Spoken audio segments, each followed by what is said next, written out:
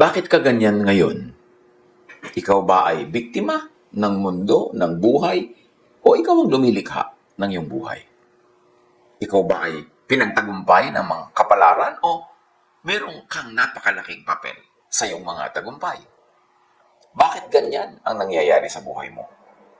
Ano? Sino ang lumilikha ng reality mo? Proverbs 27:19, as water reflects the face, so one's life reflects the heart. Ang buhay ay salamin ng puso at isip. Ang nangyayari sa buhay ay reflection, bunga ng iniisip at dinarama. Namnamin ang kahulugan niyan. Ang nangyayari sa buhay ay bunga ng isip. Proverbs 4:23, above all else, guard your heart, for everything you do flows from it. At sabi ng New King James Version, Proverbs 23:7, for as he thinks in his heart, so is he. As you think, kung paano ka mag-isip. Yan ang pamaga ng ating pag-aaral ngayon. Nanawa, maging maganda ang bunga sa paraan ng ating pag-iisip para maging maganda ang bunga sa ating pang-araw-araw na buhay. Your eyes see what you happen to see, yes, but more than that, your eyes see what you choose to look at, to focus on. Sa dinami-rami ng pwedeng makita, namimili ang mata ng tititigan.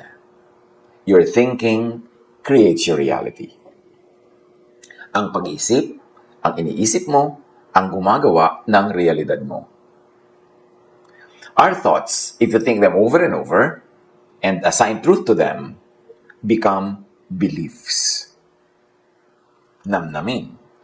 Ang inuulit-ulit na pag-isipan, pag ginawaran ng katotohanan, pag ginawa mo ito ang iyong truth, ito ang iyong reality, pag ginawaran ito ng pagiging totoo, ay nagiging faith, nagiging pananalig.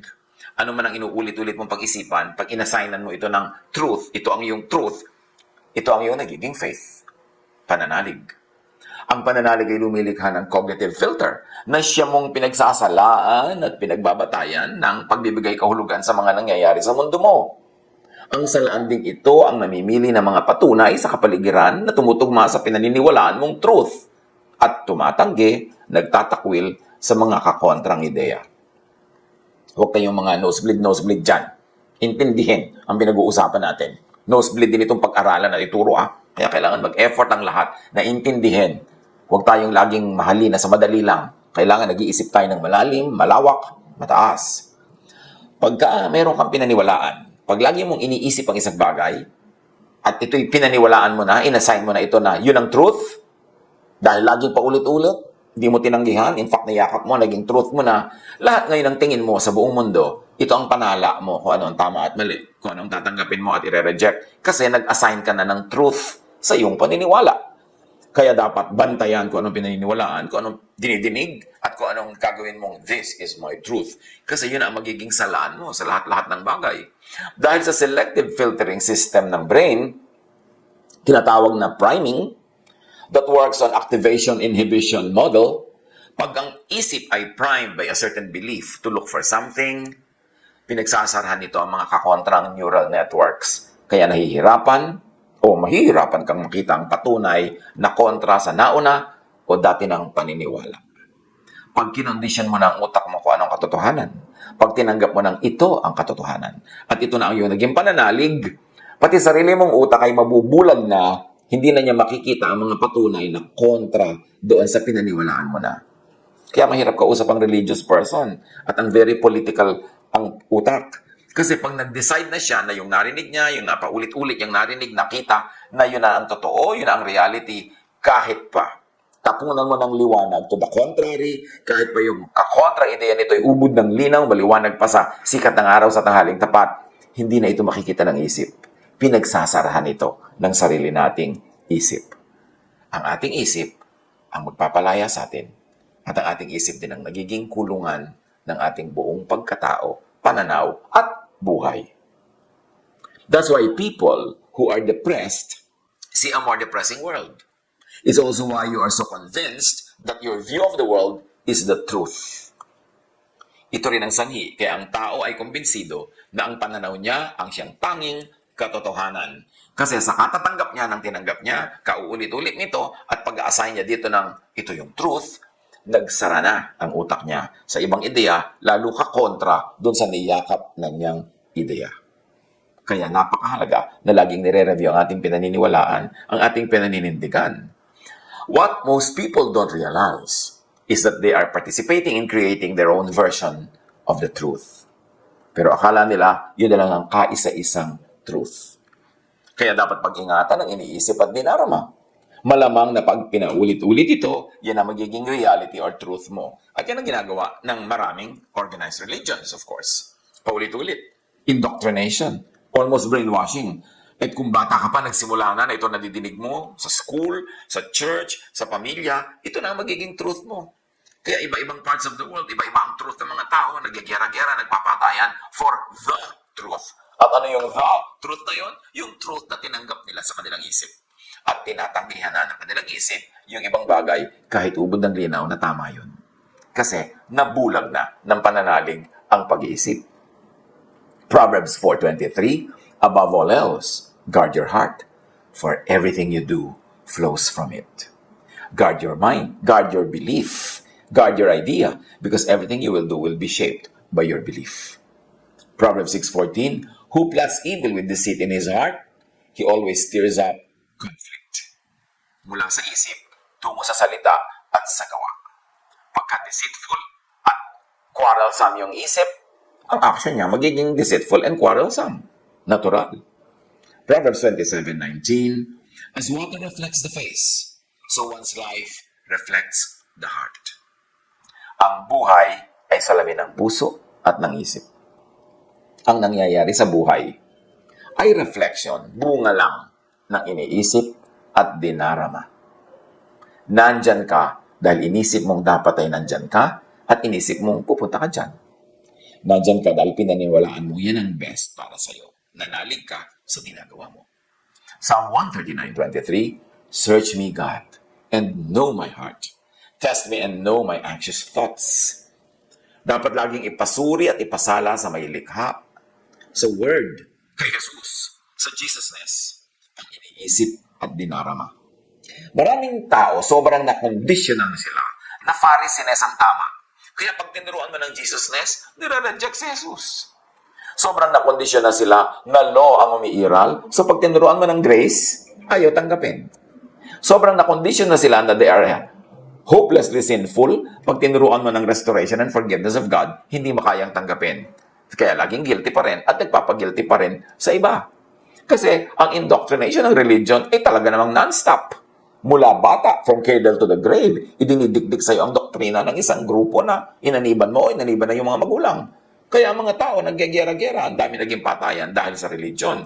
Both sides or all sides believing that their truth is the truth. Dapat sinasala, nire-review.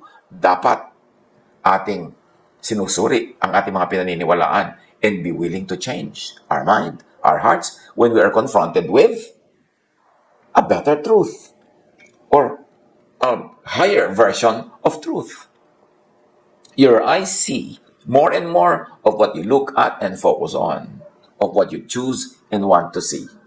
Kaya yung mga nagiging zealots, nagiging fanatics, kasi siyempre kung gusto mo yung isang paniniwala, gusto mo ang isang kaisipan, laging yun ang isipin mo, laging yun ang papakinggan mo, laging yun ang uusalin mo, lalong sumisidhi ang paniniwala mo doon, hanggang maging zealots ka na.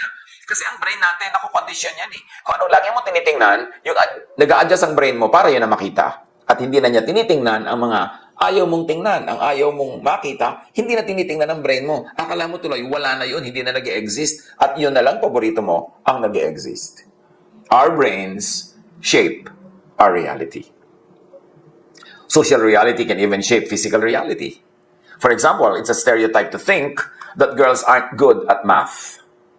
When people believe that stereotype, which is a social reality, they may expose girls to fewer math and physics problems than they do boys, creating a self-fulfilling prophecy that perpetuates the stereotype.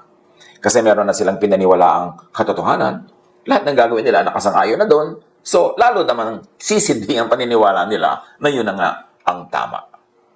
dapat sinusuri. Kahit pananalig, kahit doktrina. Because the truth will always stand the test. Bakit ka matatakot na suriin ang iyong truth? Tapunan ng liwanag, i-examine. Kung naniniwala kang truth, ito talaga, ipapa-examine mo. Dahil lalabas at lalabas ang katotohanan. Huwag tayong masyadong matigas ang ulo na, yan ang aking paniniwala, yan ang sabi ng aking preacher, yan ang sabi ng aking teacher, therefore, yan ang truth. Dapat reviewin lahat. Ang pinagsama-sama at nagkakaisang human brains create social reality, a superpower that can move mountains. Kaya yung mga naniwala sa isang leader, halimbawa, yung mga naniwala kay Hitler, pinaniwalaan nila lahat ng mga sinasabi ni Hitler, inulit-ulit ito ng media, pinaniwalaan, itinuro sa mga eskwelahan. So, na-create yung historical events, not only in Germany, but all over Europe, at nakaapekto sa buong mundo. Kasi napakaraming nag-subscribe sa paniniwala na yun. Any group of people can make up abstract concepts, share them, and weave them into a reality. Kaya nagkakaroon ng mga, kumisan, mass suicide sa mga relihiyoso kasi sobra silang naniwala sa leader nila, hindi na sila nakinig sa iba, talagang ipinako na nila ang utak nila doon, kaya nung pinainom sila ng lason, inuman naman ang lahat. Hindi na sila nakakapag-isip. Magtataka ka, kahit anong sekta, kahit anong relihiyon, magkakakontra at magkakasalungat, may mga members siya ng mga edukado, matataas sa mga pinag-aralan, malalayo ang narating, very successful. Sasabihin ng iba, therefore, true yung pinaniwalaan nila kasi educated sila. Not always. Kasi nga selective ang mind, ang brain. Pag gusto mong makita ang isang bagay, hanggang later on, lagi yun ang tinitingnan mo, mamaya, yun na lang ang nakikita ng brain. Nagsasara na siya sa iba. Kaya akala mo, yung reality mo na lang ang kaisa-isang katotohanan. Ganyan sa politics at sa religion. Yan ang mga causes ng napakaraming giyera ng humanidad from the beginning. 1 Samuel 18:6-8. When the men were returning home after David had killed the Philistine, the women came out from all the towns of Israel to meet King Saul with singing and dancing, with joyful songs and with timbrels and lyres. As they danced, they sang, Saul has slain his thousands, and David his tens of thousands. Saul was very angry. This refrain displeased him greatly. They have credited David with tens of thousands, he thought, but me with only thousands. What more can he get but the kingdom? This social reality became physical, political reality. Nagkaroon ng physical war between Saul and David, and indeed, David got the kingdom. Inisip, kinanta, sinayaw, naging totoo. Hindi dahil magic. Dahil lahat ng nakinig, nag-isip, sumayaw, tumulong sila na para yung napakinggan nila, sinabi nila, isinayaw nila at ikinanta, ay matupad na kondisyon ng utak nila. Ginawang katotohanan sa buhay nila, ang dati-rati, kinakanta-kanta lang nila. Psalm 55 verse 4, My heart is in anguish within me. The terrors of death have fallen on me. Nega creates and births mega nega. Kasi malungkot ang puso niya, so anong nangyari? The terror of death had fallen on me. Mas pinalungkot siya ng sarili niya. Kaya yung mga nade-depress, ang lagi nakikita niyan, mas nakaka-depress. Yung nalulungkot, ang nakikita niya, ang narinig niyan, mas nakakalungkot. Kaya yung paranoid, lahat ng nakikita niya, nadidinig niya, nagdadagdag sa kanyang paranoia. Kaya pag tayo nakahalata, na tayo dumudulas down the slippery slope of something that shouldn't be happening, we should reverse our thoughts immediately. We should get out of that thought. Nalulungkot ka na, alisin mo na yung nakakalungkot na tugtog, nakakalungkot na ilaw, nakakalungkot na mga bagay, alisin mo na yung nakakalungkot na mga alaala para hindi ka tuloy-tuloy ang lamunin ng lungkot.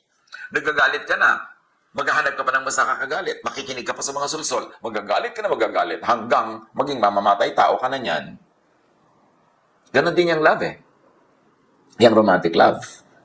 Pagka nag-decide ka na ay, lovable ang taong ito, attractive siya. Pag lagi mo siyang inisip ng inisip, pinalaki mo yung maliliit na bagay, lumalaki nga sa isip mo, na-in-love ka na. At pag na-in-love ka na, hindi mo na nakikita ang kapintasan. Ang nakikita mo na lang, yung katangian, dahil yung mind mo selective na. Ang pinipili na lang ng mind mo na tingnan, yung itinuro mo sa mind mo na tingnan. Ang sinasabi na lang ng mind mo, yung gusto mong marinig.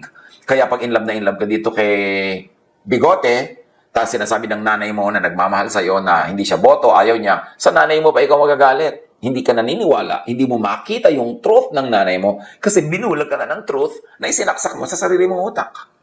Kaya pinag-iingatan ang iniisip. Pinag-iingatan na pinapanood, pinapakinggan. Kasi pag pinakinggan mo ng pinakinggan at tinanggap mo, at inassignan mo ng truth, na ito na ang truth ko, ang utak mo wala nang ibang ka-aproban kundi yung sang-ayon doon sa desisyon na yon. Tatanggihan niya, tatakpan, hindi na papapasukin ang mga salungat na ideya. Hanggang maging bigot ka na, maging one-sided brain ka na, maging one-sided utak and thinking, hanggang maging bias ka na. Kaya ang utak, ang belief, laging challenge, laging tinatanong, laging tinatapunan ng liwanag ni Jesus. Kaya napakasidhi at napakalupit ng mga religious wars, religious quarrels. Sa sariling pamilya, mga magkapatid, nagtatakwilan. Sa sariling church, nagbabatuhan, nagsasakitan. And each of them believes that his or her truth is the truth. Kasi, dinedeceive tayo ng ating isip. Una, ikaw ang nangyayari, ikaw ang nakakapangyari, pinapasunod mo yung isip mo, pero mamaya yung isip mo na ang kokontrol. Kasi nalaman na niya yung cue mo. Nalaman na niya kung anong gusto mo, yun na ngayon ang ibibigay sa'yo. Yung gusto mo nang makita ang makikita mo. Pag gusto mong makita ang negative ang mundo, puro nega ang makikita mo. Pagka negative ang isang tao, negative na lang ang makikita mo. Bulag ka na sa kanya mga positive. Kasi ganyang brain mo, nag-a-adjust sa iniisip mo. To the point na kung ano ang gusto mong isipin, yun na lang ang pinapaisip sa'yo at pinagsasarhan na ng utak mo ang ibang bagay. Ganyan-ganyan sa religion, ganyan-ganyan sa politics, ganyan-ganyan sa social norms. Kaya napakahalagang laging sinusuri ang pag-iisip. Psalm 55 verse 4. Tulad ng binasa na natin, my heart is in anguish within me. The terrors of death have fallen on me. Bakit? Yung heart dyan, ibig sabihin din yan, mind. Yun ang iniisip mo, yun ang mangyayari. Ang kinakatakutan mo, matutupad. Kasi yun ang ngayon nakahanapin ng utak mo at i-offer sa'yo. What and how you think shapes your mind accordingly.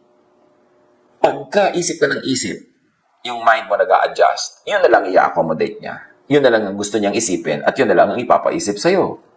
Our minds aren't passive observers, simply perceiving reality as it is. Our minds actually change reality. Probably the best known way the mind shapes reality is the placebo effect, where people get better if they simply believe that they are being treated for a disease. Marami na experiments niyan. Group A ng pasyente, paiinumin ng gamot. Group B, paiinumin ng hindi tunay na gamot. Isa lang na neutral something, whatever it is, pero pinaniniwala silang gamot ang iniinom nila. At pag naniwala sila doon, gumagaling nga. Ang laking bagay ang sinasabi ng mga experiments na yan, na yung paniniwala nagiging totoo.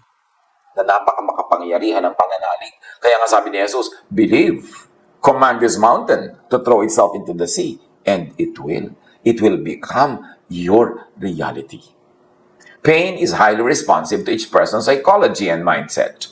Those who expect worse pain, ruminate on it, think of it, and feel helpless about it, what's called pain catastrophizing, feel more intense pain, stay longer in hospitals after surgery, and often require more painkillers.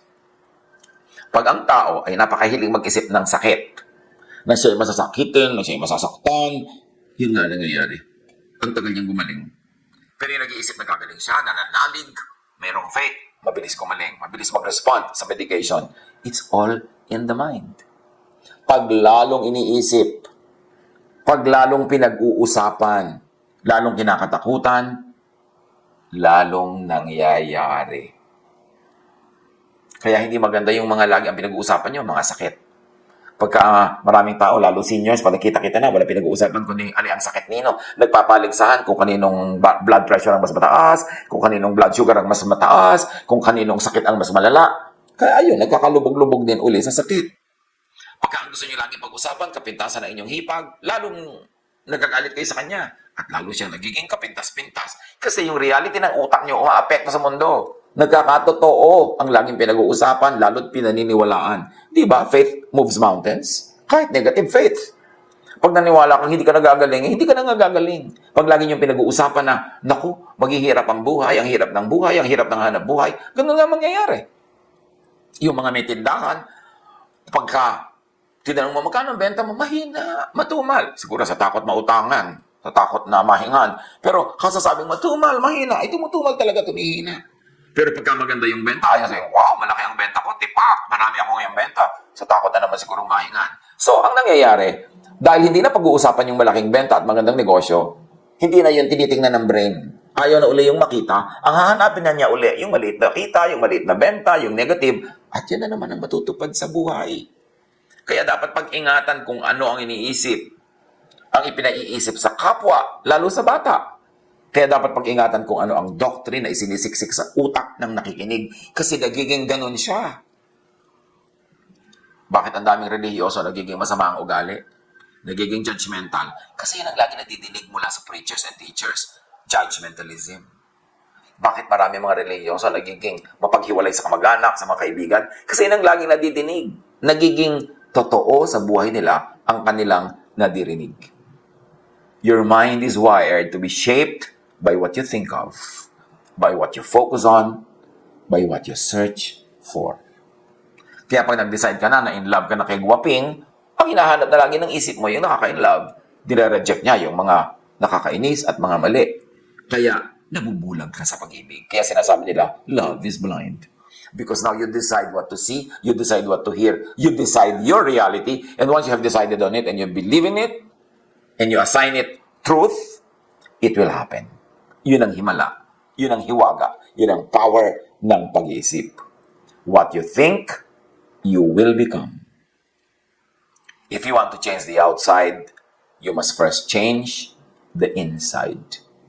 You must change the attention of your thoughts. Because what you think directly influences how you feel.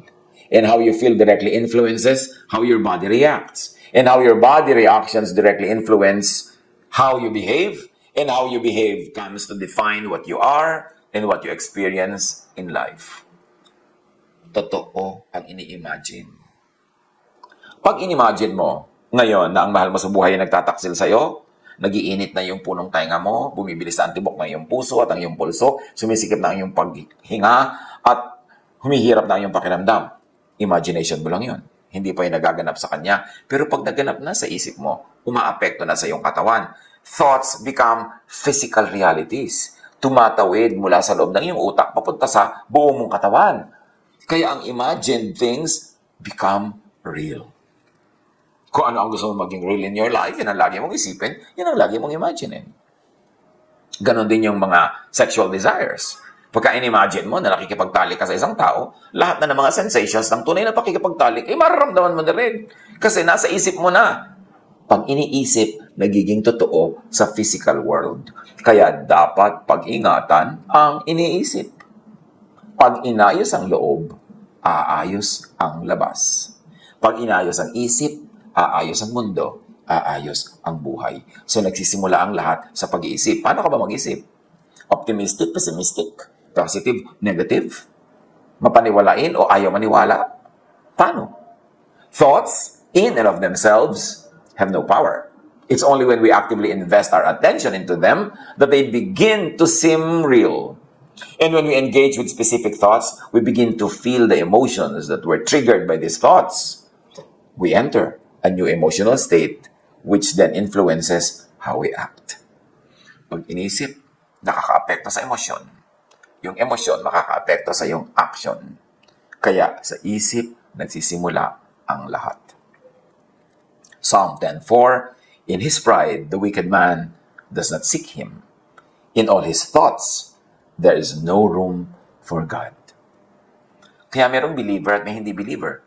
Kauulit ng belief, nagiging belief. Kauulit ng unbelief, nagiging unbelief. Sa isip nagsisimula at nagwawakas ang lahat. Psalm 13:2. How long must I wrestle with my thoughts, and day after day have sorrow in my heart? How long will my enemy triumph over me? But the real enemy is within. The real enemy is the thought. When you think you are defeated, you feel defeated, you act defeated, you get defeated. When you think you're triumphant, you feel triumphant, you act triumphant, you become triumphant. Imagine what happens to and in your life when you always think sin and judgment. Di ba lagi yan ang tema ng mga relihiyon? Sin and judgment. what will happen to your heart? Kung ang laging pinag-uusapan, ang laging topic, ang laging nadirinig, sinasabi, sinasambit ay sin and judgment, what will happen to your thought? What will happen to your emotion? What will happen to your actions? What will happen to your life? Imagine what happens to you and in your life when you always think confession of sin, repentance, evil, when you always think of the devil lagi ang topic, devil ang pinag-uusapan, devil ang dinirinig at ipinaririnig. So you see the devil in your cup, in your coffee cup. Kasi lagi nyo nang iniisip. Ano ang nangyayari sa iyong isip, sa iyong emosyon, sa iyong action, kung ang laging issue ay end of the world, death, spiritual warfare. Pagka ang laging focus ang iyong religious activity ay warfare, pati sa prayer, warrior ka. Ano nangyayari? Natatahimik ka o hindi? Natatakot ka o hindi? Nagugulo ka o napapayapa? Kung anong pinag-iisip, yun ang nadarama. Ang nadarama nagiging action. Ang action nagiging lifestyle. Observe how what counselors and other prayer warriors hear, think of, and pray for, and how these things affect their own lives. Kaya maraming counselors, mga taga-dasal, mga so-called intercessors, etc., ay depressed. Kung walang defense mechanisms, kung walang filters, kung walang distressors at detox, nadadala nila sa buhay nila yung mga nadidinig nila laging problema. Nadadala nila yung nadidinig nila at pinag-uusapan at ipinagdarasal into their thoughts. Nadadala ng thoughts nila into their feelings and emotions at dinadala ng kanilang feelings and emotions into their actions. In other words, nagmamanifest sa sarili nilang mga buhay, yung mga lagi nilang nadidinig at pinag-uusapang problema ng iba. Liban na lang na ang counselor ay sanay, may technical expertise and training na sumala ng mga ganitong bagay, maglagay ng mga filter para hindi maging buhay niya yung mga buhay na lagi nilang pinag-uusapan. Psalm 55 verse 2, Hear me and answer me. My thoughts trouble me, and I am in distraught. Apply this. Look at and look for what you really want to see. What do you really want to see in your life? What do you really want to happen in your life? Look at and look for these things. Do you want love, beauty, hope? Ito yun ang lagi mong tingnan, pag-usapan, hanapin, bungkalin, linangin, i-develop. Pero kung lagi mong iniisip ay hatred, ugliness, hopelessness, yun ang magiging kulay, hugis, tunog, galaw ng iyong buhay. What you focus on is what becomes powerful. Your attention empowers an idea. Each of us is a brain that is designed to be malleable and plastic and open to our influence. It is constantly shaping itself to be the best one it can ever be for us. Our experiences are the fuel for the shaping, and everything we see, feel, experience, sense, and do is slowly but surely changing the architecture of our brains, sending gentle instruction on how they can build to best support us. Nosebleed na naman. Ang ibig lang sabihin, kung ano ang lagi mong gustong isipin, yun ang ine-entertain ng iyong brain, at yung brain mo nag-a-adjust doon sa thought na gusto mo para masyahan ka, para ibigay sa iyong yung hilig. Kaya yung brain mo, masunurin lang sa gusto mong puntahan. Hindi ka dinadala ng brain mo kung saan-saan. Ikaw ang nagdadala sa brain mo doon by exercise, by habit, by repetition. So, pwede mong i-reshape ang iyong brain to be positive or negative, to be hopeful or hopeless, to be beautiful or unbeautiful. Depende sa lagi mong iniisip, tinitingnan, tinititigan, at pinagtatampisawan ng mga ideya. Every time you have an experience, the relevant neurons switch on and start firing. As this happens, neural connections get stronger and new synapses start growing. The neurons that aren't as needed will eventually wither away. Ang mga neurons ng ating brain na hindi natin laging ine-engage, ginagamit, pinapaandar, kinokomission, nawawala, nalilimutan, nabubura. Kaya mamaya, bulag ka na, yun na lang gusto mo laging isipin, ang naiisip mo, yun na lang gusto mong makita ang nakikita mo. Kasi hindi mo ginagamit yung ibang neurons. Again, dinidisiplina dapat ang sarili. Imagine, kung ang lagi mong hinahanap ay ang wala, di laging wala ang iyong nakikita. Imagine kung laging hinahanap ay kapintasan, di kapintasan ang makikita mo talaga. Imagine kung laging hinahanap ay ang katatakutan, nakaka-worry, nakakasad, nakaka-depress, irereklamo. Yan lahat ang pipiliin ng isip mong makita. Kasi yan ang sinasabi mo sa kanyang tingnan. At i-accommodate ka ng brain mo, yun talaga lagi ang titingnan at hahanapin, ipepresent sa'yo, hanggang maniwala ka na yun na lang talaga ang bukod tanging laman ng mundo at buhay mo. Kasi binulag mo na ang iyong sarili sa ibang mga bagay na sinanay mo na rin ang iyong sariling huwag tingnan at ayaw mo rin i-entertain. Philippians 4:8, kaya ang sabi dito, makinig. Finally, brothers and sisters, whatever is true, noble, right, pure, lovely, admirable, if anything is excellent or praiseworthy, think about such things. Yan na ang nag-summarize ng kanina pa nating pinag-nosebleedan. Kung ano ang mabuti, maganda, kaibig-ibig, kahanga-hanga, kung may anumang bagay na napakaganda at kapuri-puri, yun ang isipin mo. Kasi yun ang mangyayari sa buhay mo. Yun ang magiging thought mo, yun ang magiging emotion mo, at yun ang magiging action mo, at kung anong itinanim aanihin, yun ang aanihin mo, yun ang magiging bunga ng iyong buhay, it will become your life. So kung sad ka ngayon, nag-iisip ka kasi ng sadness, kaya ka dinala dyan. Kung depressed ka ngayon, kinondisyon mo ang sarili mo ng mahaba at matagal na panahon na ma-depress, kaya depressed ka ngayon. Pag cheerful ka, ganun din. Pag hopeful ka, ganun din. Pag paladuda ka, yun ang dahilan. Ikaw lahat ang umimbento. We should be responsible for our thoughts. Huwag nating i-blame sa panahon ng Hapon o panahon ng Kastila o panahon ng Limahong ang mga nangyayari sa ating buhay, ang takal-takal na nun, ang layo-layo na. Tayo ang lumilikha ng ating realities. The sooner we understand and accept that, the quicker we can change our reality into that which is good and true. 2 Corinthians 10:5, we demolish arguments and every pretension that sets itself up against the knowledge of God. And we take captive every thought to make it obedient to Christ. O ayan na naman, simplification of everything we've been laboring to try to explain. We take captive every thought to make it obedient to whom? To Moses ba? To Paul ba? To Peter ba? No, to Christ. To Jesusness. You want rest? You want peace? You want love? You want restoration? Ino-offer lahat yan ni Jesus. Go to Jesus. Sabi niya, come to me all of you who are tired and heavy laden, and I'll give you rest. So rested ka ba ngayon? Kasi nag-isip ka, sumunod ka kay Jesus. Hindi ka rested, hindi ka bothered, kasi may iba kang iniisip. May iba kang nararamdaman, may iba tuloy nangyayari sa iyong buhay. Ganun lang, kasimple. Take every thought captive to Jesus. Sundin ang Jesusness. Para yung mga bunga ng Jesusness, yun ang anihin mo sa iyong buhay. To find it, to find more of it, to find more and more of it, think of the true, the truthful.